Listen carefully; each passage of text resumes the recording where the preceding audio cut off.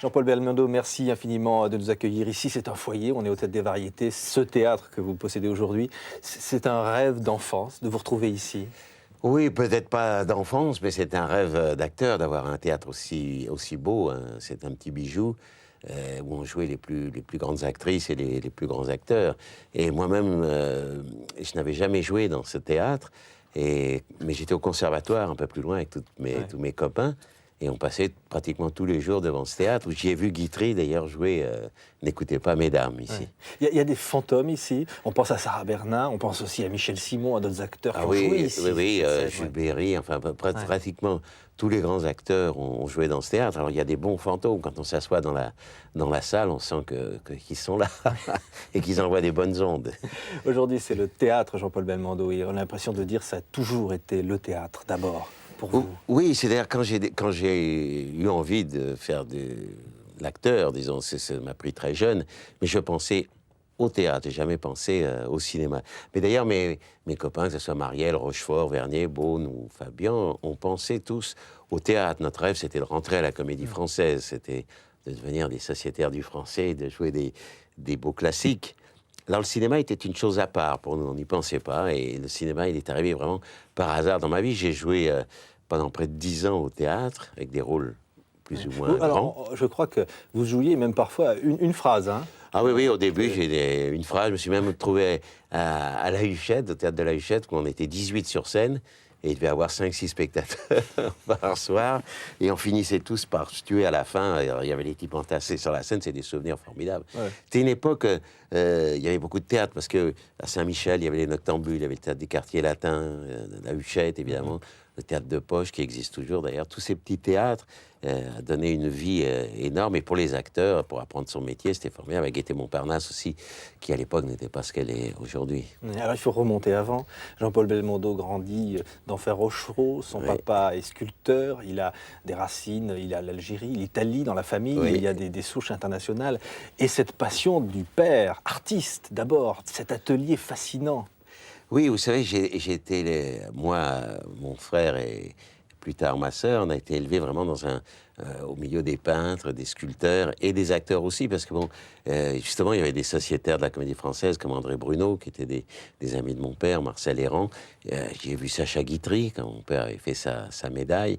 Donc on a vécu, et cet atelier était formidable, il y avait une ambiance, parce que mon père est resté plus de 50 ans dans cet atelier à travailler. Alors il avait une tradition, il avait un poêle Godin, ça s'appelait, et tous les jours il arrivait à 6h30, et il mettait une pomme dessus, pour qu'il y ait des épluchures de pommes, pour qu'il y ait une bonne odeur pour les modèles qui allaient venir poser, et les amis qui allaient venir le voir. Et ça a été un exemple pour nous, parce que mon père a travaillé toute sa vie, jusqu'à 84 ans, il tapait encore le marbre. Donc, et on a vu l'amour du métier, l'amour de sa passion, de pouvoir faire ce qu'il avait vraiment envie. Et je crois que quand on a la passion, ça ne s'arrête jamais. Alors, la passion d'être modeste aussi, tout en faisant son travail sérieusement, en l'apprenant, avec beaucoup, très humble, votre père. Mon père était l'homme le plus humble que je connaisse. Il recevait n'importe qui frappait à sa porte pour avoir un conseil, il était bien accueilli, il recevait tout le monde. Et il était humble, c'était un très grand sculpteur, mais jamais il ne parlait de ça, ou il était dans son art. Et moi, il me disait toujours, ne t'occupe pas des autres, fais ton travail. Et je crois que c'était une bonne chose.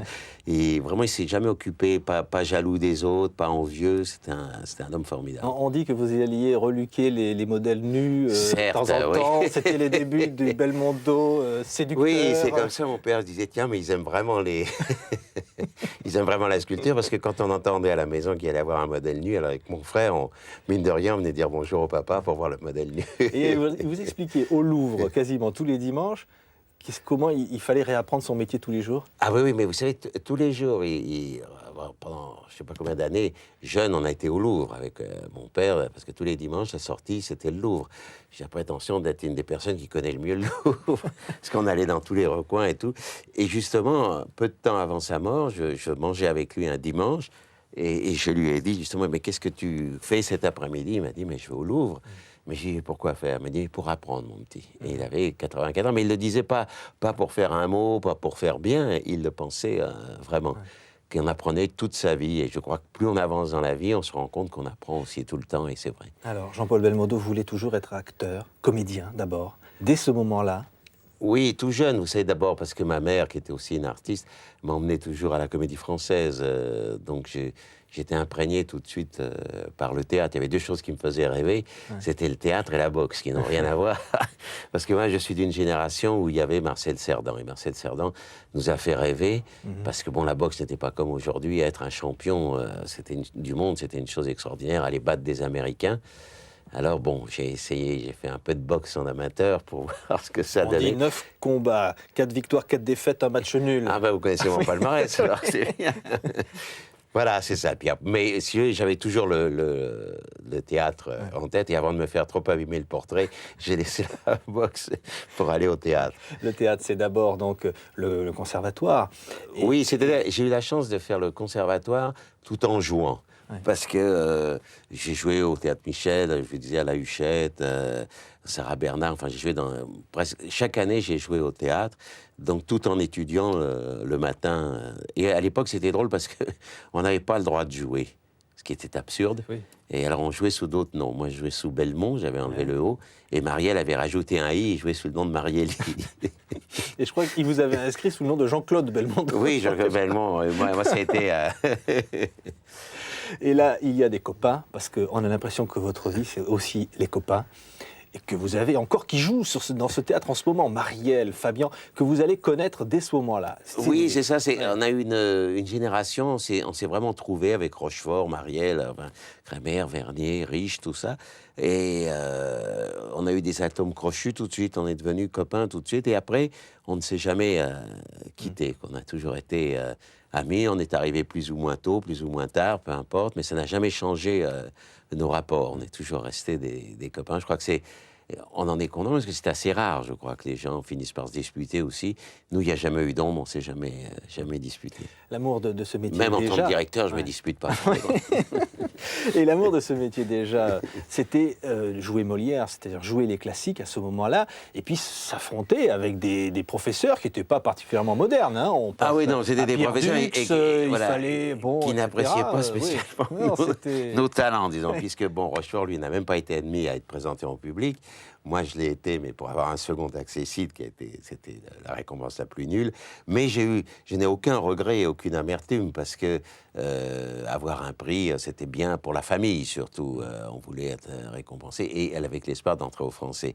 Mais moi, j'ai eu un triomphe public très jeune. Les gens scandaient mon nom dans la salle quand j'ai pas eu de prix. Alors, et ça, c'est un souvenir formidable. Porté en triomphe avant de faire un bras d'honneur au jury. Et j'ai fait un bras d'honneur au jury, oui. Ouais. Donc mes prestations françaises sont arrêtées là. Ça a été terminé. Mais ce qui était drôle, enfin, mon père et ma mère, quand je les ai appelés le soir, j'ai dit, on m'a porté en triomphe, les gens scandaient mon nom. Mon père m'a dit, oui, c'est bien. Et t'as eu un prix? J'ai dit, non, mais ils m'ont porté en triomphe. Il dit, oui, mais enfin, t'as pas eu de prix. C'était la déception, car à l'école, j'ai jamais eu rien. Donc, je continuais à être le cancre. Mais je crois que c'était à l'époque... Bon, le conservatoire, maintenant, tout ça, c'est beaucoup plus libre pour les jeunes. Mais à l'époque, c'était très strict. Les classiques, fallait les jouer. Aujourd'hui, vous pouvez jouer du Molière avec une plume n'importe où, et on trouve ça très bien. Mais à l'époque, c'était beaucoup plus strict. Est-ce que c'est vrai qu'une fois vous vous êtes accroché au rideau de scène, vous avez fait tout écrouler? C'est la première cascade de Belmondo. La première cascade, on peut dire, oui. Vous faisiez beaucoup de conneries, mais des bonnes conneries, des conneries d'acteurs. Joyeuses conneries, je dirais, Oui. voilà.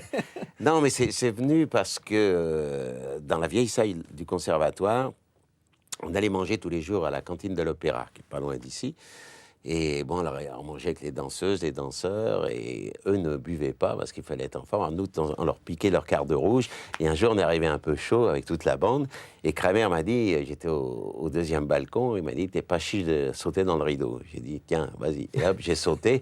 Le rideau s'est écroulé, est tombé. Alors, un nuage de poussière. Enfin, c'était vraiment une première cascade, parce que j'aurais pu me bousiller les pattes, mais je me suis rien fait.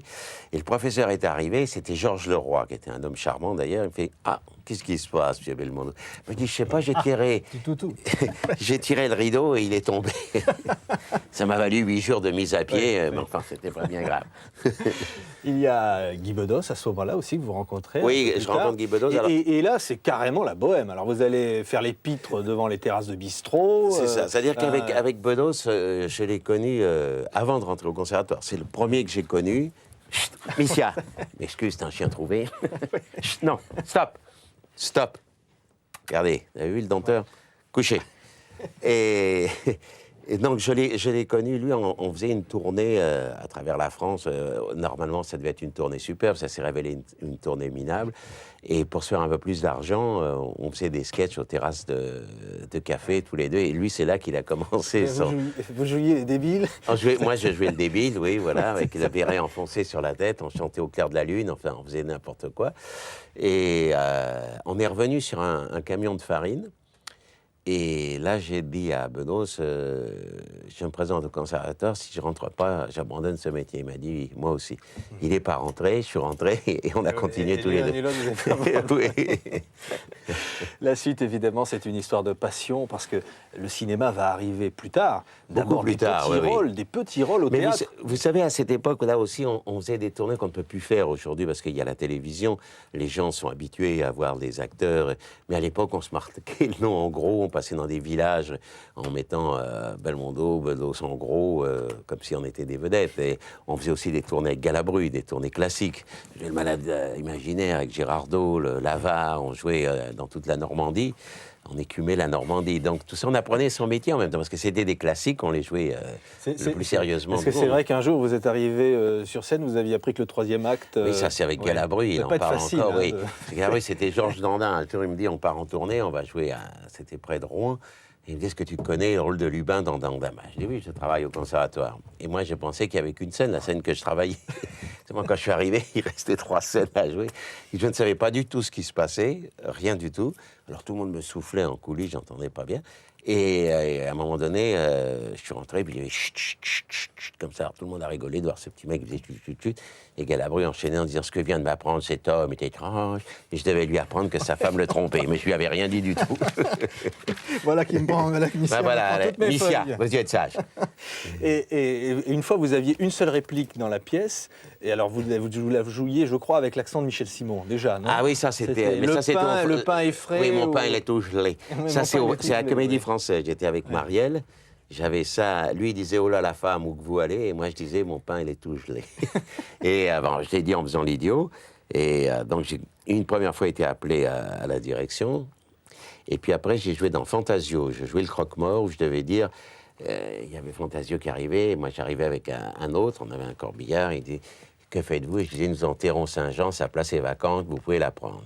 Et le metteur en scène me dit, vous êtes acteur, monsieur? Je dis, oui. Il dit, alors, vous prenez un temps. Vous dites, nous enterrons Saint-Jean, sa place est vacante, vous pouvez la prendre, et un temps, monsieur. Il vous dit, si vous voulez. Le soir arrive, malheureusement pour l'acteur, la pièce fait un bide noir, il était un peu trop vieux pour jouer le rôle, disons. Et moi j'arrive, je dis, nous enterrons Saint-Jean, sa place est vacante, vous pouvez la prendre. Je sors et je repasse juste la tête et je fais si vous voulez. J'ai fait un triomphe comique, mais qui n'a pas été apprécié à sa juste valeur. Et j'ai été mis à pied, je n'ai plus rejoué au français. Parce que c'est vrai qu'on voulait vous faire jouer que des rôles de valet, des rôles comme ça. Tout mon conservatoire, je n'ai travaillé que les valets, Scapin, tous les seconds valets, les premiers valets. Je n'ai jamais joué un rôle de jeune premier. Et c'est pour ça que quand la seule télévision que j'ai fait de ma... Non, Missia, couchez. La seule émission que j'ai fait, c'est Les Trois Mousquetaires. Et quand Claude Barma m'a appelé, il me dit, alors voilà, Plancher est joué par Robert Herge. Je croyais qu'il m'appelait pour Plancher. Je me dis, ça y est, alors je vais ouvrir la porte, parce que Plancher, c'est ce que je pouvais jouer. Et je lui dis, mais qui joue d'Artagnan? Il me dit, mais c'est vous. Je dis, moi? Et c'est la première fois que je jouais un rôle sérieux et... C'était mes débuts-là, parce que je n'ai jamais, autrement, je n'ai travaillé que des comiques pendant tout mon conservatoire. Et quand je joue au théâtre, j'ai aussi joué les valets ou les comiques dans les pièces. Alors, le début du cinéma, c'est complètement par hasard. Un film pour la CGT. Oui, exactement. Projeté uniquement dans les meetings de la CGT. C'était Jean-Paul Belmondo à l'affiche. C'était Dimanche nous volerons, ça s'appelait. Avec Julien Berthaud, d'ailleurs, qui était un homme charmant, et Marc Cassot. Et j'étais engagé vraiment par hasard. Et j'étais en train avec une petite valise. On jouait au football devant la Régence, qui à l'époque était le repère de toute la comédie française. Et est arrivé un type qui m'a dit, vraiment comme dans les romans pour Midinette, est-ce que vous voulez faire du cinéma? Je lui ai dit, oui, pourquoi pas.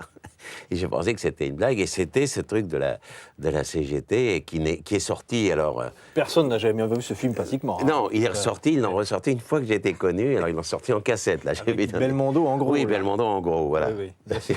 Mais à l'époque, on s'est beaucoup amusé à le faire, je veux dire, parce qu'on tournait sur un terrain d'aviation. Et c'était mes débuts au cinéma qui n'ont pas eu de suite, évidemment, puisque le film n'est pas sorti. Et après, j'ai fait un petit rôle avec Alain Delon dans Sois belle et tais-toi, grâce à mon ami Henri Vidal, qui était une grosse vedette à l'époque et qui était venu me voir au théâtre et que je connaissais. Delon n'était pas du tout une vedette. Ah, Delon n'était pas vedette non plus. Tous les deux, on était, on peut dire, deux gars de Saint-Germain-des-Prés, quoi. On n'était pas aucun connu. Et après, j'ai fait les Tricheurs, un petit rôle aussi, où Marcel Carnet, j'avais eu une bagarre à Saint-Germain, et Carnet m'avait engagé parce qu'il pensait que j'étais boxeur. Il était très déçu quand je lui ai dit que j'étais acteur. Et avec Terzieff, qui était aussi un copain, je me suis retrouvé avec un petit rôle.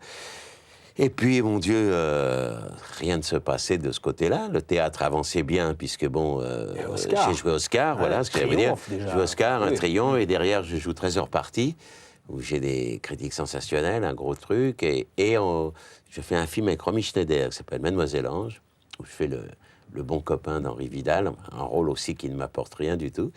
Et Godard arrive. Comment il était Godard à ce moment-là? Ah ben Godard, je le voyais dans la rue Saint-Benoît, toujours avec ses lunettes noires, et je me disais, qu'est-ce que c'est que ce type? Critique au cahier du cinéma. Critique au cahier du cinéma, c'est comme ça. Un jour, justement, je jouais Oscar et j'avais fait un film qui s'appelait Drôle de dimanche, pas Dimanche, nous volerons. Ouais. Drôle de dimanche, non, tais-toi. Drôle de dimanche, et avec Arletty, où j'ai eu la chance de connaître Arletty, Daniel Darieux, Bourvil, et j'avais vraiment un rôle, pas secondaire, mais 4e rôle, 5e rôle. Ouais. Et un jour au théâtre, on me dit, t'es à lui le Art? Je dis non, il y a un type qui dit que t'es extraordinaire, et j'achète Art, et je vois que j'étais Jules Berry, Brasseur, Simon. Tous les gens que vous aviez en photo dans votre chambre. Voilà, que j'avais en photo dans ma chambre, voilà. Et d'un coup, je vois un type qui avait ça, c'était signé Jean-Luc Godard. Je me dis, tiens, mais c'est un fou, ce type-là. Et puis un jour, il m'aborde rue Saint-Benoît.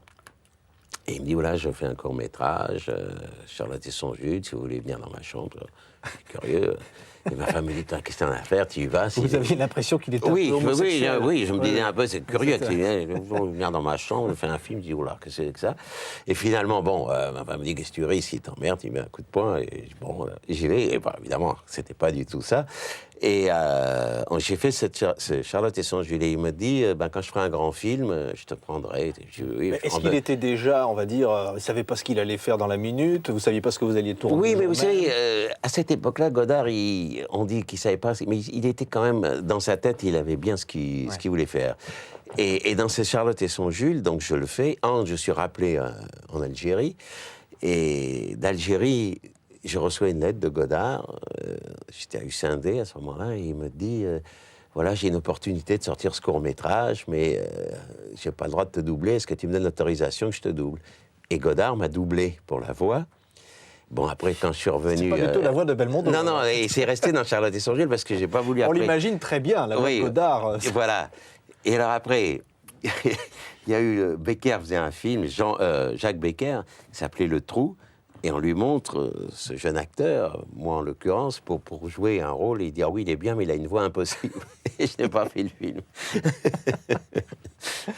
Alors, Godard... Et après, donc, un matin, il m'appelle et il me dit « Voilà, on va faire un film à bout de souffle. » Je dis « Bon. » Il me dit « C'est un type, il vole une voiture à Marseille, et puis on verra où il va tuer un flic en montant, et après...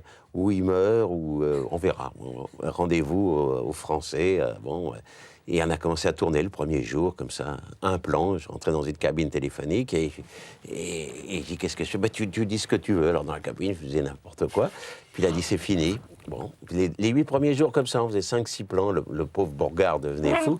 Et moi, je rentrais chez moi et je disais à ma femme... c'est bien, on s'amuse bien, ça sortira jamais. Donc j'avais aucun trac, j'avais aucune appréhension. Il y avait pas de son direct, il y avait rien. Donc j'avais l'impression. Et avec Jean Sibert, qui était une femme adorable, qui elle était affolée à l'arrivée d'Hollywood. Et je lui disais, écoute, c'est pas grave. Mais oui, parce que vous savez, le type était dans la petite voiture des postes, le caméraman caché. Pas de son, il nous disait le texte à la dernière seconde. Des fois même, pendant qu'on tournait, il soufflait. Et il me disait, dis-lui ça, je lui disais ça.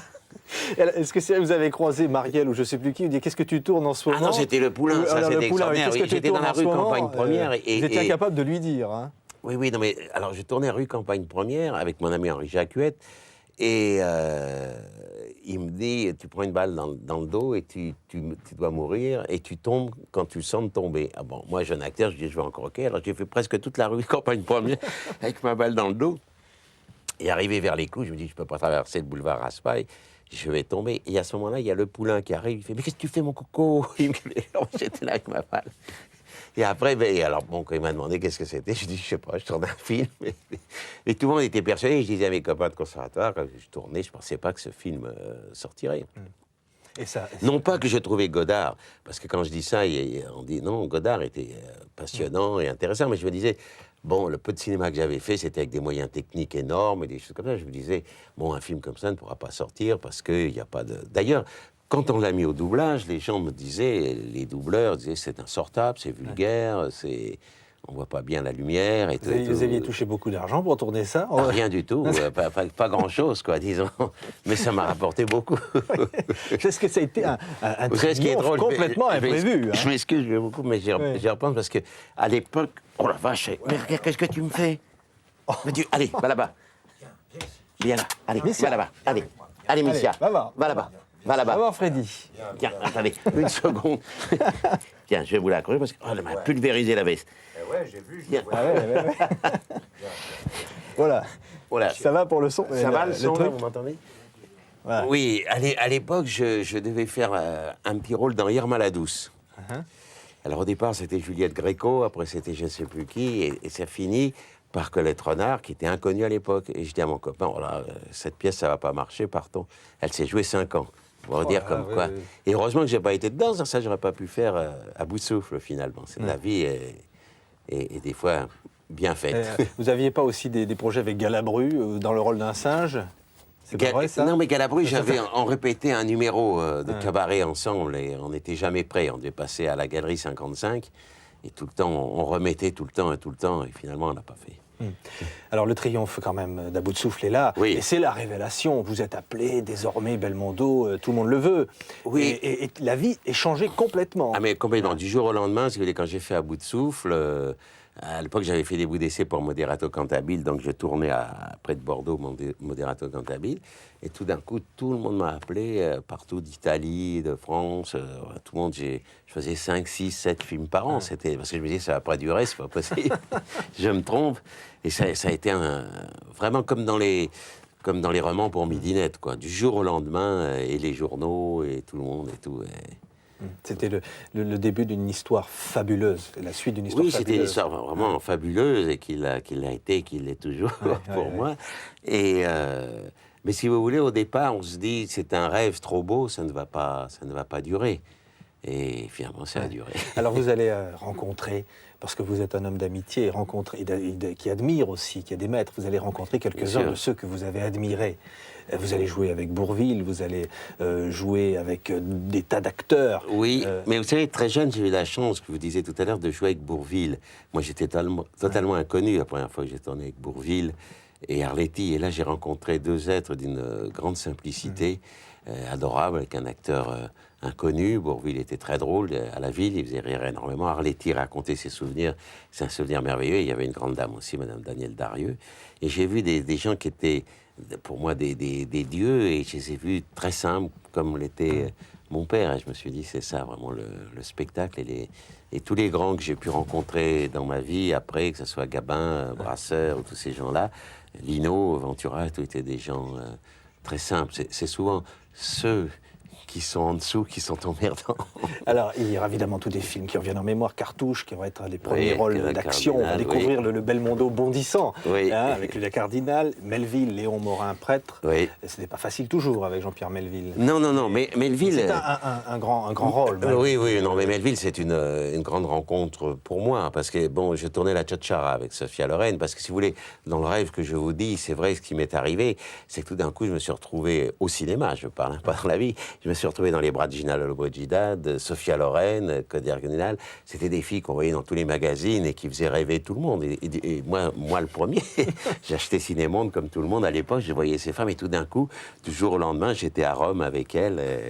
Donc c'était un rêve fantastique. Et après, c'est elle qui rêvait d'être dans les bras de Belmondo, non? Peut-être, je ne sais pas. Non, mais pas elle, en tout cas. Elles étaient adorables. Et c'était des grandes stars. Ça faisait rêver, quoi. En plus, elles étaient d'une grande beauté et très sympathiques, contrairement à une légende qu'on dit souvent sur ces femmes-là. Gabin, Saint-Jean d'Hiver. Gabin aussi. Gabin, bon, moi, je me retrouve avec lui. Gabin...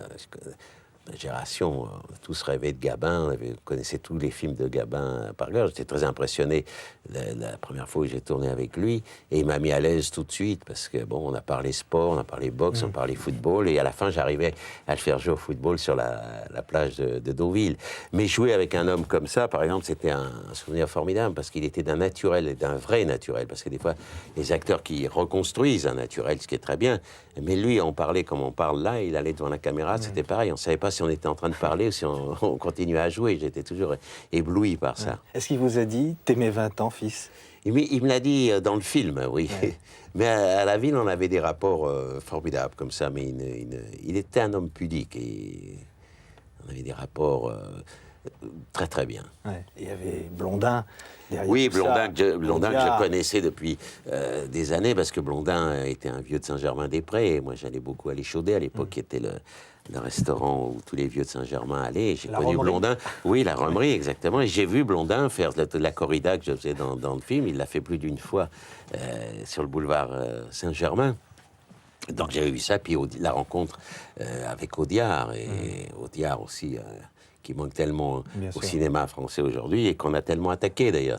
Parce que moi je me rappelle, j'ai fait je crois 14 films avec Michel, et les gens me disaient, mais vous n'avez pas d'autre ambition que de tourner avec Audiard. Mais aujourd'hui, s'il y avait Audiard, tout le monde serait bien content.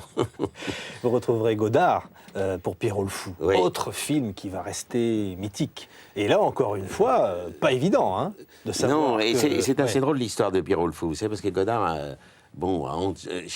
j'étais devenu célèbre avec... et il me rappelle un jour et il me dit, voilà, je voudrais tourner un roman policier, et il me donne un roman policier. Je lis ce roman policier, je l'appelle et je lui dis, j'ai trouvé ça très bien.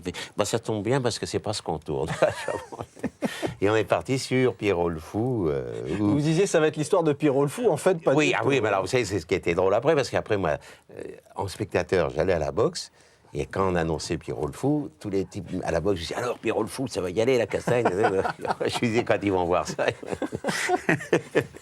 alors j'avais dit à Godard, je disais, mais tu l'appelles Pierrot le Fou, tout le monde va croire que c'est le gangster. Je dis, non, puisque dans le film, tu dis toujours, je m'appelle pas Pierrot, je m'appelle Ferdinand.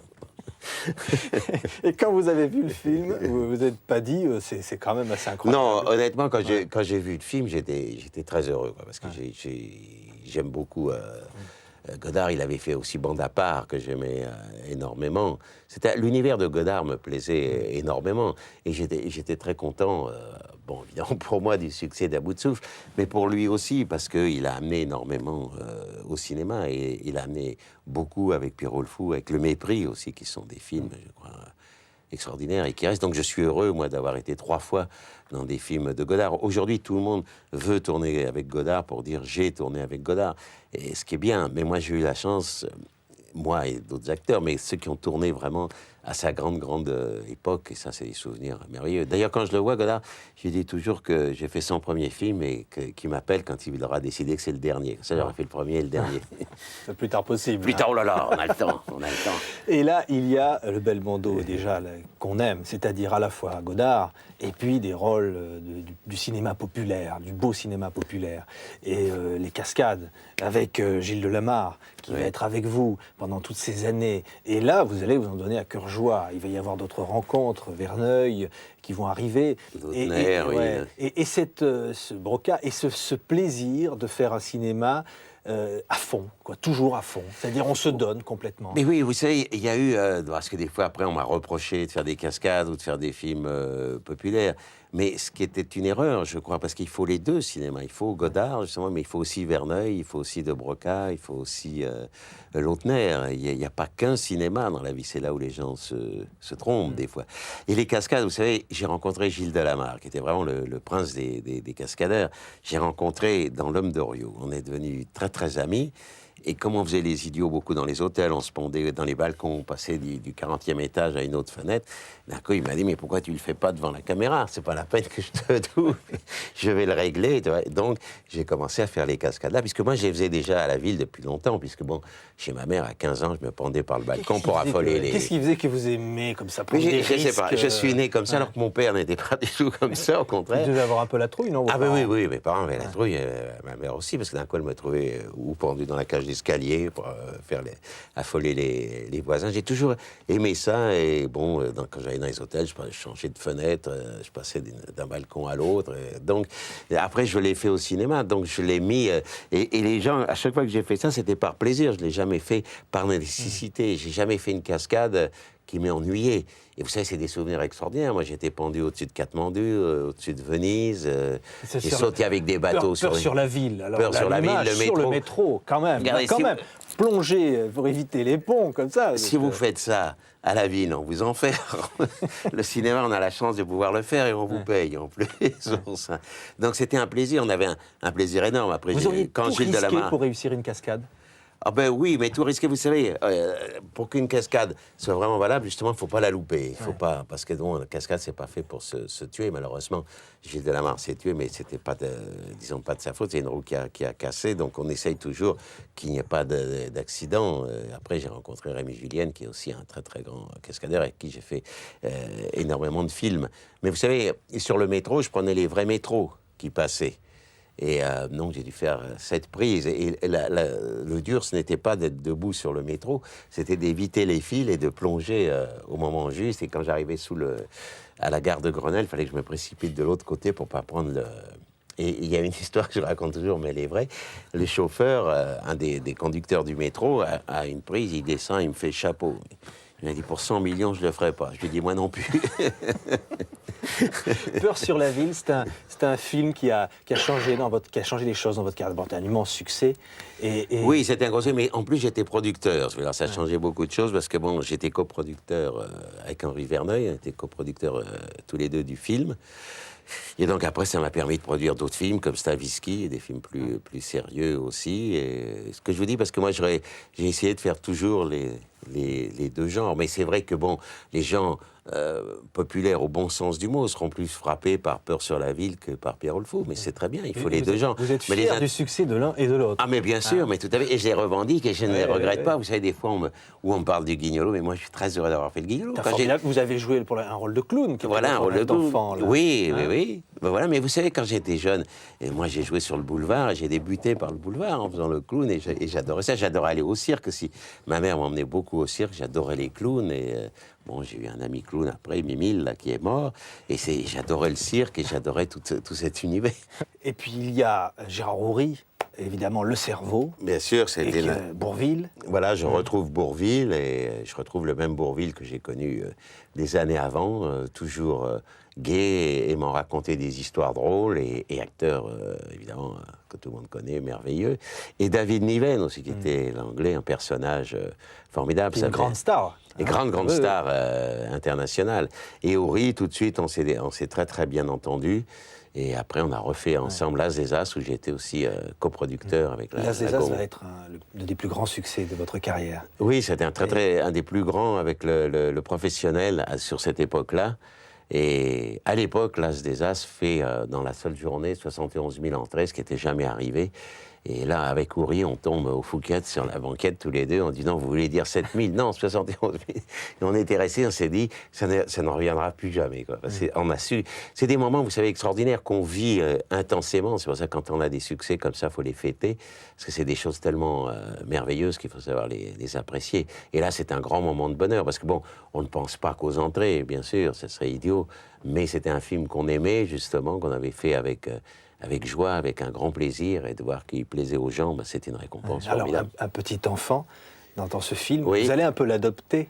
Oui, le petit Ferrat, je l'ai revu, il est venu me voir jouer là il n'y a pas longtemps, maintenant il est chanteur, et un petit formidable, parce qu'un enfant, vous savez, au cinéma, il ne faut pas avoir peur de le dire, ou c'est insupportable, ou c'est génial, quoi. Et lui, il était vraiment génial, et à la ville, et à l'écran. Et l'extraordinaire démonstration d'Ouri et de vous, et qu'on peut, avec un cinéma de divertissement, dire des choses, dénoncer l'antisémitisme. Oui, je crois que c'est la force de Ouri. Il l'a fait aussi, je pense, avec Rabbi Jacob. C'est de faire rire avec des choses très graves et pas de dire aux gens, tenez, on vous amène un message, on va vous faire comprendre si. Il glisse les choses comme ça, avec élégance, et les gens prennent... parce que des histoires avec ce petit juif étaient formidables, je pense, et que ça touchait énormément tout le monde, et ça disait tout ce que ça veut dire, plus que les grands discours, des fois, qui peuvent être pompeux, disons, tout en voulant être très, très bien. Et à ce moment-là, déjà, la critique n'est pas toujours avec vous. Non, là, là. Hein, c'est un peu une constante. Quand le succès est là, oui, les critiques n'y sont plus. Voilà, je crois que c'est ça, et ça les a toujours embêtés. Bon, ils nous avaient attaqués, d'ailleurs, avec Ouri, on avait fait une lettre, on leur avait...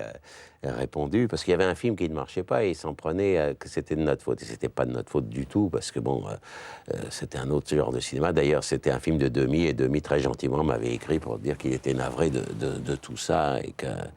Mais vous savez, en général, les critiques n'aiment pas trop les gros succès populaires. Quoique aujourd'hui, ils deviennent un peu plus tendres de ce côté-là, parce qu'ils se disent, bon, si on esquinte ce film et puis qu'il marche quand même, on a l'air de quoi? Alors bon, maintenant, les grosses machines françaises, heureusement qu'ils sortent comme ça, ils n'osent plus trop y toucher. Mais à l'époque, ils nous tapaient dessus, mais ça ne nous dérangeait pas. Vous savez, on ne fait pas des cinémas pour les critiques, on le fait pour le public. Alors, le professionnel, vous en parliez, flic ou voyou, oui. et toujours d'énormes succès. Et là, on se dit, Jean-Paul Belmondo, comme je le disais, va à fond dans son rôle. C'est-à-dire qu'on a l'impression qu'on dit tourner, et là, oui, vous savez, il y a une liberté de création extraordinaire. Oui, parce que justement, j'ai eu la chance de tourner avec des gens, mais je reviens aussi à Godard ou à René, parce que si je parle de Verneuil, de Broca, ils vont dire « Ah oui, on lui laisse faire tout ce qu'il veut », ce qui n'est pas faux. Ce qui est faux, je veux dire, c'est des gens qui savent diriger aussi, qui savent dire à l'acteur s'il va trop loin, s'il va pas trop loin. Et donc, ces gens-là, on a toujours besoin d'un œil pour vous guider.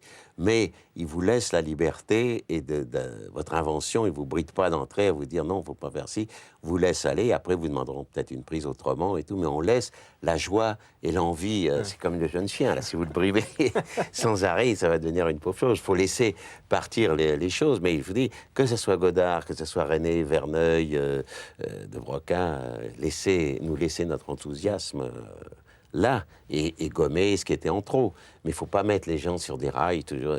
Le spectacle, c'est pas la messe, on doit s'amuser pour essayer d'amuser les gens aussi. On peut faire un travail très très sérieux en s'amusant, mais vous savez, souvent, moi, c'est ce qu'on m'a... Des gens au conservatoire me reprochaient, parce que comme je faisais le clown, on pensait que j'étais pas sérieux. Mais je crois qu'on peut s'amuser et faire très bien son métier. Ouais. Alors, il y a les rencontres avec Delon, Borsalino, vous aviez déjà rencontré, que vous avez rencontré plus tard. Oui, on se retrouve dans Borsalino. Et puis d'autres rencontres, et des regrets aussi, des acteurs avec qui vous auriez voulu jouer. Michel Simon, par exemple. Ah bah oui, j'allais vous dire, ça, malheureusement, oui, j'aurais aimé jouer avec Simon, bien sûr, j'aurais aimé jouer avec Jules Berry aussi, Jouvet, c'est des gens que j'aurais aimé... connaître. Simon, j'ai eu la chance de le connaître à la ville, puisque j'ai été le voir, enfin connaître, c'est un grand mot, de le rencontrer. Et il jouait sous les branches de Sassafras, et j'ai été le voir dans sa loge pour le féliciter et lui dire toute mon admiration. Et il m'a regardé, il m'a fait « Mais vous n'êtes pas si qu'on le dit, jeune homme !» Et ça, c'est un souvenir de cet homme extraordinaire. Vous aimeriez un jour qu'on vous dise que vous lui ressemblez? Ah oui, pour vous, ça serait un compliment? Ah, bien sûr, ça serait un compliment, parce que c'était un immense acteur. Vous savez, quand on revoit, je crois que les grands acteurs comme ça, ils ont cette chose extraordinaire, c'est que vous pouvez les voir dans des navets, les pires des navets, ils sont extraordinaires. Parce que vous avez des acteurs, des fois, ils sont très bien, mais ils ne sont très bien que dans les films très bons. Et quand ils sont dans les mauvais films, ils sont moins bons. Mais des hommes comme Simon, comme Jules Berry, vous pouvez voir des films épouvantables, mais eux, ils sont extraordinaires. Pierre Brasseur. Pierre Brasseur, Alors, bien sûr. Mais pas Brasseur, mal de... Bon, oui, vous, mais vous je savez, crois que vous avez vécu des moments épiques avec lui. oui, Hein. j'ai eu la chance de jouer avec Brasseur. D'abord, ça m'a appris énormément mon métier, parce que j'ai joué près d'1 an avec lui, et tous les soirs avec Galabru, on le regardait avec admiration sur scène, parce que même si des fois il buvait un coup, jamais le public ne pouvait le voir. Il était toujours une invention extraordinaire. Ce qu'il avait à la ville, c'est que moi, je vous dis, j'avais eu une bagarre à Saint-Germain, ça avait été dans les journaux, parce que on nous avait mis avec Hubert Deschamps, on avait été enfermés au commissariat de Saint-Germain-des-Prés, et j'avais dit au commissaire, laissez-moi sortir, parce que je joue à 15h avec Pierre Brasseur. Ah, tu connais Brasseur, toi, petit con? Je dis, oui, je joue avec lui. On va l'appeler, et si c'est pas vrai, tu vas voir ce qui va t'arriver. Bon, on l'appelle, et Brasseur dit, lâchez-le. Alors, on est venu jouer, et après, pour lui, j'étais devenu Marcel Cerdan. Il croyait que j'avais qu'à mettre un coup de poing et tout le monde tombait. Alors, des fois, on allait à Pigalle, il insultait les gens, et puis il me disait, allez, vas-y. Alors, c'était des nuits épiques et fantastiques. Il vous arrivait de tout puis, casser dans des ah dans oui, des bistrots, oui, hein. des bistrots, Hein? tout. Il avait une folie extraordinaire. Et il a fait... après, moi, je l'ai eu dans Les Mariés de l'an 2. Il est mort 6 mois après, et où il était toujours extraordinaire et aimant toujours autant la boisson. Mais il fallait dépasser ça avec lui, parce que c'était un acteur hors du commun. Je veux dire, il avait une invention phénoménale. Dans Les Regrets, Louis Jouvet, qui est mort alors que vous entriez au conservatoire. Oui, Au Jouvet est mort. conservatoire, vous auriez pu le Ben vraiment, rencontrer, ouais. oui, parce que je serais rentré dans sa classe. C'est-à-dire, Qu'est-ce sa qui vous classe donnait était... envie de rencontrer Oh Louis ben, vous Jouvet? savez, ses films et de l'avoir vu sur scène. Hein. Je l'ai vu Ouais. jouer Tartuffe, je l'ai vu jouer Don Juan quand j'étais tout jeune, parce que je vous dis, j'allais tout jeune au théâtre, et donc je disais, de voir sur scène, ça me faisait rêver. Hein. Et quand j'étais reçu au conservatoire, et pensais que j'allais rentrer dans la classe de Jouvet, malheureusement, il est mort. Je sais pas, peut-être je me serais pas entendu avec lui, je ne sais pas, mais j'aurais été heureux de le connaître et de l'écouter. Ouais.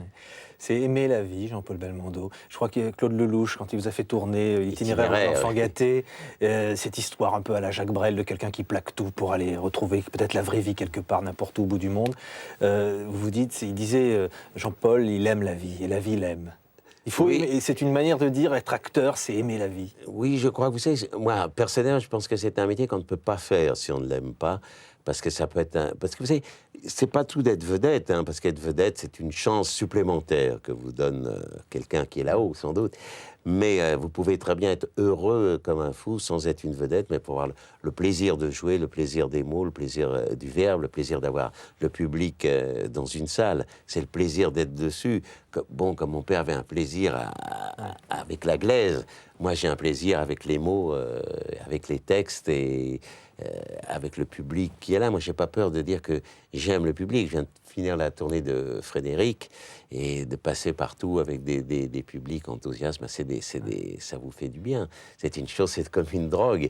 Mais je vais vous dire, j'avais autant de plaisir quand je jouais des petits rôles. J'étais heureux de rentrer, de dire ma phrase ou mes 2-3 phrases. Je crois que c'est le conseil que je donnerais toujours à un jeune quand on me demande, des fois, je voudrais faire du cinéma.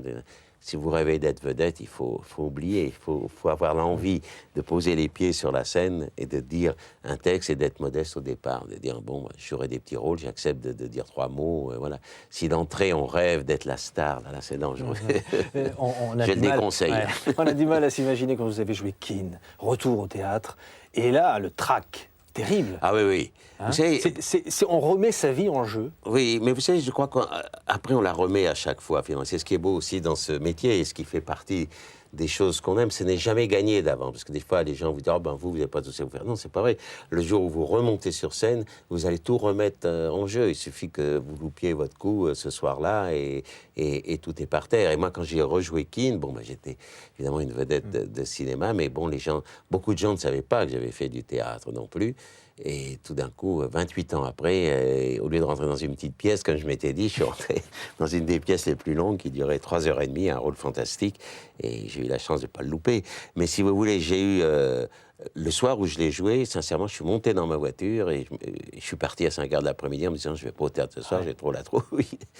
Et puis d'un coup, j'ai pensé à mes enfants, à mes parents. Comme ça n'importe où. Oui, n'importe où. Puis d'un coup, je me suis dit non, attends, qu'est-ce que tu devrais faire? Et je suis. Et puis du moment où vous mettez les pieds sur le plancher de la scène, tout s'en va. C'est dans la loge, avant, c'est là, dans le foyer.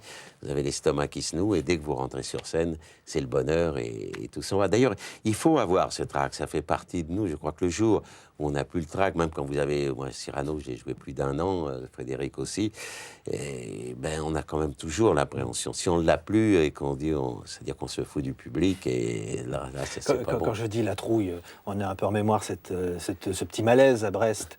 Oh oui, mais vous savez... ça a été un peu peut-être amplifié, je sais pas. Ça a été amplifié énormément. On a dit, qu'est-ce qu'il a, Jean-Paul Belmondo? Il est fatigué. Voilà, c'était le manque de chance que j'ai eu, je vais vous dire, c'est que j'aurais pu être fatigué et je serais resté chez moi tranquille. J'étais sur scène, malheureusement. C'est-à-dire, je jouais Frédéric, je tournais un film en même temps. Après, je suis parti à Cuba faire un film. Je suis revenu à 5h de l'après-midi, à 7h, je tournais le film de Blier, et 3 jours après, je partais en tournée. Ce qui fait que, après, j'ai eu un coup de fatigue sur scène, et je suis sorti pour récupérer, et bon, il y avait un médecin dans la salle, et il m'a dit non, il faut pas remonter sur scène. Bon, on m'a emmené à l'hôpital, où on m'a fait tous les examens, j'ai rien eu au cœur, parce que je voudrais rassurer tous les gens, parce que tout le monde que je rencontre dans la rue, ça va, mais vraiment, il dit non, ça va très bien. Vous ne voulez pas imiter Molière? Non, je ne veux pas mourir sur scène, c'est clair et net. Et si vous voulez, donc j'ai rien au cœur, et tout va bien, je suis en pleine forme. On va pas afficher le bulletin. Oui, le bulletin de santé, je vais faire comme Mitterrand, je vais sortir. Mais je dis parce que les gens, c'est très gentil, d'ailleurs, ça m'a beaucoup touché, parce que j'ai reçu des lettres de partout. Ça montre qu'il y a l'amour du public. Oui, mais ça m'a beaucoup touché, ça. J'ai vu beaucoup d'amour, et ça m'a touché énormément. Même quand les gens me demandent encore comment jouer, ça me touche. Je regarde les gars, non mais rassurez-vous, moi ça va. Ouais. Mais je veux dire, bien sûr, mais j'ai compris aussi qu'il y a eu ça, c'était normal, parce que quelqu'un qui est sur scène, et bon, moi, je n'avais jamais encore quitté une scène, donc c'est vrai que c'est spectaculaire et que ça fait peur, mais j'ai peut-être été une trop grande conscience professionnelle. Disons que j'aurais pas dû rentrer sur scène ce jour-là, puisque je me sentais fatigué. J'aurais dû me dire, je me repose 2 jours et je monterai demain. Mais on doit pas tout au public. Mais si, on doit tout. Mais bien sûr, c'est pour ça que je suis monté quand même sur scène, parce que c'est con. Je suis comme tous les acteurs, hein, je suis pas le seul. Je suis monté avec des malheurs sur scène, je suis monté avec des maladies, je suis monté. On monte quoi qu'il arrive, c'est ça. Et en général, une fois qu'on est dessus, tout s'en va.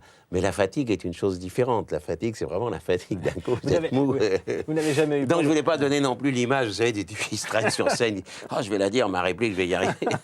La cascade de trop, ça, non, ça vous fait pas peur? D'aller un jour, de dire il faut s'arrêter, ou il y a un moment donné, où ça s'arrêtera jamais? Je crois qu'il faut s'arrêter le jour où on n'aime plus ça.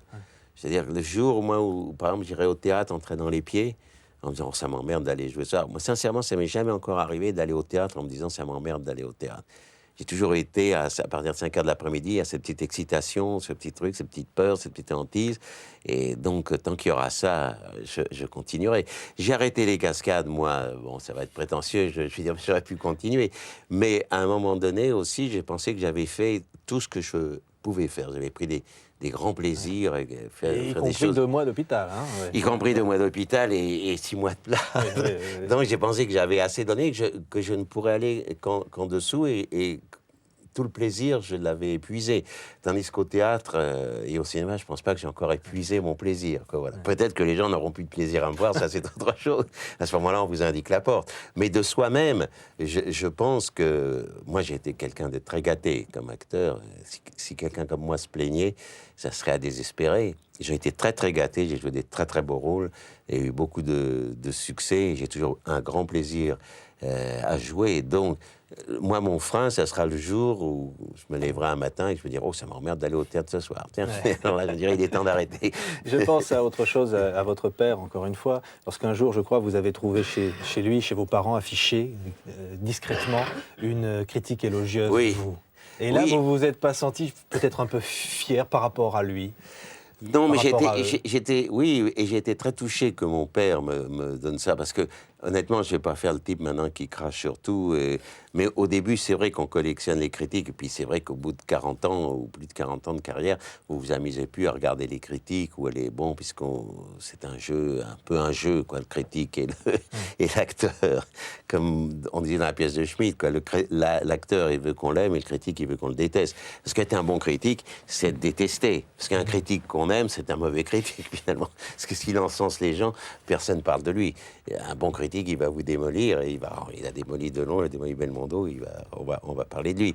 Mais là, c'était un truc formidable parce que c'était Mauriac, François Mauriac faisait ses carnets, et c'est quand j'ai joué Léon Morin prêtre, et il avait fait tout son carnet sur mon jeu, et mon père m'avait donné ça.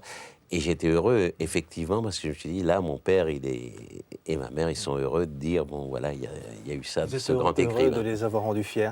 Oui, mais bien sûr, vous savez, je crois que tous les enfants ont envie que leurs parents soient fiers de vous. Peu importe ce que vous faites, hein, vous pouvez être pâtissier, mais si vous réussissez bien votre gâteau, si vous réussissez bien votre meuble, je crois que c'est pas que les acteurs hein, pour rendre heureux, ou la popularité. C'est pas par la popularité, je crois, qu'on va rendre sa famille heureuse. C'est parce que vous ferez bien votre métier, parce que vous jouerez bien. Mon père était heureux quand il avait fait une belle sculpture, non pas parce que tout le monde allait dire « Ah, c'est une sculpture merveilleuse », parce que lui, il l'avait bien travaillé, il l'avait bien faite. Nous, c'est pareil, quand on fait un rôle et qu'on sent que le public est heureux, c'est parce qu'on l'a bien travaillé, on l'a bien joué. Je crois que, vous savez, il faut donner l'impression que tout est facile au public. Il faut jamais lui dire c'est dur à apprendre, c'est dur à faire. Non, ça ne regarde pas les gens. C'est moi, quand je vais au restaurant, j'aime pas que le cuisinier vienne me dire oh, c'est dur de faire ce beefsteak, vous savez, et puis cette choucroute. Alors j'en ai bavé. Hein. Alors, les acteurs, ils doivent pas dire c'est facile. Il faut que tout soit facile. Les gens, ils payent, ils s'assoient sur le fauteuil. On est là pour les distraire, les rendre heureux et les faire rêver, les faire rire, peu importe. Mais on n'est pas là pour leur dire regardez comme c'est difficile ce que je fais. J'en bave, c'est dur. Non. Les valeurs dans la vie, Jean-Paul Belmondo, le métier évidemment. Attracteur, le cinéma, théâtre, la famille. La famille, bien sûr. Vous savez, la famille, comme vous disiez tout à l'heure, je suis d'origine italienne, puisque mon grand-père et ma grand-mère étaient italiens. Ma grand-mère ne parlait même pas français. Et donc, on a été élevés toujours dans l'ambiance de la famille. Après, j'ai eu des enfants. Maintenant, j'ai toujours les enfants, j'ai les petits-enfants. Et la famille continue. Certains dans ce théâtre-là. Hein, oui. Voilà, il y a mon fils qui est là. Et il y a mon frère qui est là aussi. Donc, la famille est une chose primordiale pour moi. Et je crois que ça m'a beaucoup aidé aussi dans ma vie, disons, d'acteur, de jamais perdre la tête non plus par le succès et tout, puisque j'avais autour de moi ma famille. Et j'avais l'exemple aussi, je vous dis, de mon père, qui était un homme excessivement simple et qui était un grand artiste. J'ai eu une mère aussi qui était fantastique, parce que ma mère était petite et elle avait une volonté de faire. Pendant la guerre, mon père était à la guerre, et on habitait à Rambouillet, près de Clairefontaine, et il y avait les bombardements au-dessus, les trucs, et elle faisait 7 km en vélo avec nous pour aller chercher des pommes de terre, et elle savait pas faire de vélo. Et tous les 3 km, elle tombait. Et j'ai jamais entendu ma mère se plaindre. Et à la fin de la vie, elle avait perdu la vue, et pareil, elle s'est jamais plainte. Alors moi, je me suis jamais plaint non plus. Je me plaindrai jamais, parce que quand on a eu des exemples comme ça, après, on peut pas se plaindre parce qu'on a bobo au genou ou bobo à la tête. La famille, pour partir, elle est dans le théâtre, et les copains, ils sont aussi. Donc on les disait, copains sont aussi, encore. oui. Alors c'est Marielle, Vernier, tous ceux les copains du conservatoire. Mais vous n'êtes jamais quittés. La fidélité, ça compte beaucoup. Oui, mais je crois qu'elle comptait pour eux aussi. Hein. C'est pas moi, parce qu'on parle toujours de moi. Mais disons, c'est des amis. Je ne serais pas devenu célèbre, ils seraient toujours mes amis. Eux seraient devenus célèbres, ils seraient restés amis. Et tous, on n'aurait pas réussi, on ne se serait pas séparés. Je crois que c'était une histoire comme ça, où la popularité, où la gloire ne rentrait pas. C'était un plaisir de se retrouver. Et c'est une chance. Moi, quand des fois on me dit vous prenez souvent vos amis et tout, mais c'est que j'ai eu la chance d'avoir des amis qui étaient des grands acteurs en même temps. C'était des grands amis et des grands acteurs. Ça, c'est une chance pour moi, hein, parce que je leur fais pas une fleur de dire vous jouez dans mon théâtre. Pour moi, c'est un grand plaisir d'avoir Marielle, qui est c'est pas parce que c'est mon ami, mais c'est un très très grand acteur, et qu'il soit dans mon théâtre. Pour moi, c'est une grande joie. On a vu un petit chien se balader pendant l'émission. C'est aussi un amour dans la vie, ça. Oui, vous savez, les chiens. J'ai toujours été élevé au milieu des animaux, puisque ma mère, elle, c'était les chats. J'ai toujours été élevé, il y avait toujours 5-6 chats à la maison. Et moi, tout jeune, j'ai eu des chiens. Et puis j'ai eu des histoires d'amour avec des chiens, je peux dire vraiment, parce que ma chienne, Maya, qui est morte maintenant il y a 1 an, était une chienne extraordinaire, parce que c'était un petit Yorkshire, et moi je ne voulais pas de Yorkshire, et c'était la compagne que j'avais à l'époque, avait ce chien, et moi je disais non, je ne veux pas de ça, je vais avoir l'air de quoi, et cette chienne se cachait toujours, et elle m'attendait. Alors j'ai dit, bon, je vais la prendre, et je l'ai emmenée au restaurant. Et de ce jour-là, elle m'a plus jamais quitté. Alors j'ai assumé de rentrer au restaurant avec mon petit chien sous la main. Je me suis fait charrier pendant des années, mais ça fait rien, elle me donnait beaucoup. Et vous savez, un chien, il y a une chose extraordinaire. Je parle d'elle parce qu'un jour, j'ai fait une cascade, cette fameuse cascade où j'ai été à l'hôpital et 6 mois de plâtre. Et cette chienne, quand je faisais des têtes à queue en voiture, je l'emmenais avec moi, elle était habituée à me voir tout faire. Et ce jour-là, j'allais sous l'avion. Et avant, alors je mettais mes protections, et cette petite chienne s'est mise à me mordre, à aboyer. Elle n'aboyait jamais. Mais j'ai dit, mais qu'est-ce que tu as? Elle aboyait, elle me mordait et tout. 2 minutes après, je suis tombé. Ça a l'air bête, mais vous savez, c'est un... Et après, on m'a emmené à l'hôpital, et quand j'étais à l'hôpital, bon, les amis sont venus, ils disaient, la chienne, elle aboyait, le docteur m'a dit, on ne laisse jamais rentrer un chien, mais là, je vous la laisse. Et quand elle m'a vu, elle s'est calmée. Et l'amour d'un chien comme ça, c'est une chose fantastique. Des rencontres de hasard, parce qu'il y a un chien que vous avez Oui, appelé mais Becky, de hasard, que vous oui. avez ramené De du Roumanie. tournage des Marie Blanc 2. Souvent, c'est pour ça que quand j'étais... On vous a dit, alors si vous voulez, monsieur Belmondo, on va vous donner un beau chien, Voilà, en pleine forme. Vous avez dit, non, je veux celui-là, il est estropié. Mais vous savez, j'avais ce chien, on tournait dans les Carpates, et c'était une chienne qui était sur 3 pattes. Elle avait l'air d'une petite hyène, et elle demandait à manger qu'à moi. Il y avait toute la troupe, et c'était toujours à moi qu'elle demandait à manger. Quand je suis parti, je dis, je peux pas laisser Elle le chien. savait que vous l'aimiez peut-être. Oui, voilà, et quand je l'ai voulu l'emmener, très gentiment, les gens de Roumanie ils m'ont amené un chien de race superbe, et tu dis, non, c'est elle que je... Non, non, tenez, voilà un très beau chien, vous n'avez pas emmené ça. Et j'ai ramené ce chien que j'ai gardé 16 ans aussi, une chienne formidable avec ses 3 pattes, elle a vécu très très bien et très heureuse. Et puis là, je voyais le petit diable que je viens de trouver, là, il était trouvé dans le bois de Boulogne. Les chiens arrivent, j'ai jamais acheté un chien de ma vie, quoi. Voilà, c'est des chiens qui arrivent par hasard. Comme les amis. Oui, voilà, les amis, on les achète pas de toute façon. Et puis je pense au public, peut-être aussi quand même, qui compte beaucoup. J'ai l'impression que bien le sûr, public vous a donné beaucoup d'amour. Mais bien sûr, il faut jamais, vous savez, les acteurs qui disent ou ça les ennuie de signer des autographes et tout ça, c'est une grosse erreur parce que quelqu'un qui vous demande un autographe, bien sûr, il va vous dire que vous êtes le meilleur, il va le dire à tout le monde, à d'autres acteurs qu'ils vont rencontrer. Mais ça, c'est une chose normale. Ils sont heureux de vous voir. Ça veut dire, ce qui est grave, c'est le jour où ils vous demandent plus rien, et c'est le jour où ils vous disent rien. Mais le public, c'est le public qui nous fait quand même. Hein. C'est parce que le public, il aime notre jeu, il aime ce qu'on fait. Et il a une nous porte. Affection pour vous. Il vous appelle Bébel. Je ne sais pas si vous aimez ça. Oui, mais, oui, si, mais il y a une affection. Non, mais vous savez, Ouais. il y a une tendresse. Et je vous disais, en plus, bon, avec cette chose que j'ai eue, qui heureusement n'était pas grave, m'a montré aussi tout l'amour qu'avaient les gens pour moi. Et ça m'a touché beaucoup. Et vous savez, quand vous êtes sur scène, on sent l'amour d'une salle. Et ça, rien ne peut remplacer ça. Vous savez, souvent, quand on demande le cinéma ou le théâtre, c'est que les gens y vivent avec vous. C'est le troisième partenaire, on peut dire, hein, qui est là. Et ça, on peut dire, c'est une drogue, mais une bonne drogue. Si je vous demandais quelle est l'émotion que, dans votre vie, une des émotions que vous avez vécues, dont vous vous souvenez comme ça, spontanément. Mais vous savez, moi, comme émotion, je pourrais vous parler de mon métier, parce que je n'aime pas parler de ma vie privée, donc je vous parlerai de mon métier, parce qu'évidemment, il y a les naissances des enfants dans la vie privée, hein, c'est toujours... Mais une de mes grandes émotions au théâtre, c'est quand j'ai joué Keane, et à la dernière, j'ai joué avec un public payant, évidemment, et c'était la dernière que je jouais, ça faisait plus d'1 an que je jouais la pièce, et le théâtre était bourré, et toute la salle s'est mise à chanter « Ce n'est qu'un au revoir ». Et ça c'est un souvenir extraordinaire. Et il n'y a que le théâtre qui peut vous donner ça. Ouais. Parce que même si une salle qui voit un film, vous applaudit, vous fait une ovation, on est content. Mais c'est déjà en boîte, c'est passé. Là, vous venez de jouer et les gens vous chantent « Ce n'est qu'un au revoir ». C'est pour ça que j'ai continué. S'ils m'avaient dit assez, j'aurais arrêté. Et l'émotion que vous aimeriez vivre devant encore, l'avenir. Les émotions, je pense que j'en aurais encore... Un rêve encore? Ah ben bien sûr, j'ai encore des rêves. J'ai un rêve de jouer Shakespeare que j'ai pas encore joué. À la Comédie Française, parce qu'enfin la Comédie Française va vous accepter. Non, elle vous a jamais voulu jusque-là. Mais non, elle m'a jamais voulu. Je n'ai aucune hargne sur la Comédie Française puisque les gens qui sont là aujourd'hui n'ont rien à voir avec la. Vous aimeriez jouer Scapin, un peu un rôle de fétiche de gosse. Oui, le bourgeois gentilhomme. J'aimerais jouer aussi l'avare, Othello. Enfin, il y a un tas de rôles que j'ai encore envie de jouer, et peut-être des rôles qui vont m'arriver comme ça sans que j'y pense. Et puis je pense à rejouer aussi dans mon théâtre plutôt qu'à la Comédie Française. Ouais. Ici, il y a des fantômes dans ce théâtre, il y a des ombres qui planent. Vous aimez y passer des longs moments comme ça? Vous J'aime vous beaucoup. Sentez dans cet univers. Il y a ces photos autour de nous comme ça, qui rappellent des grands moments, ces lettres. Alexandre Dumas, Sacha Guitry. Oui, Sacha Guitry, chez Feydeau, il y a La Biche, ouais. tous ces... C'est une même histoire qui continue? Oui, je crois que c'est une histoire qui continue et je suis fier d'avoir ce théâtre qui, justement, où il y a eu tous ces gens, aussi bien écrivains qu'acteurs, qui m'ont fait rêver, qui m'ont donné l'envie de faire du théâtre et qui ont donné envie à toute une génération, et c'est de reprendre ce flambeau. Et j'espère qu'un jour, moi-même, j'aurai donné envie à des jeunes de devenir acteurs. Ouais. Des coups durs dans la vie, des déceptions, des trahisons? Oui, mais j'ai eu, comme tout le monde, mon lot, mais vous savez, j'ai eu plus de bonnes choses que de mauvaises, alors je me plains pas. Ouais. Vous oubliez les mauvaises? Oui, vous savez, j'ai une chance dans la vie. Ma mère me disait toujours que j'étais un optimiste né, mais c'est vrai, je positive toujours, sans passer par un psychiatre ou des choses comme ça, je pense aux bonnes choses et les mauvaises, je les efface. Donc je n'ai pas de rancune non plus vis-à-vis de... J'aime bien quelqu'un qui m'a fait une vacherie, je ne vais pas aller lui sauter au cou. Mais disons, je n'ai pas de rancune, j'y pense plus. Bon, moi, les gens qui vous ont trahi, ben, je les vois plus.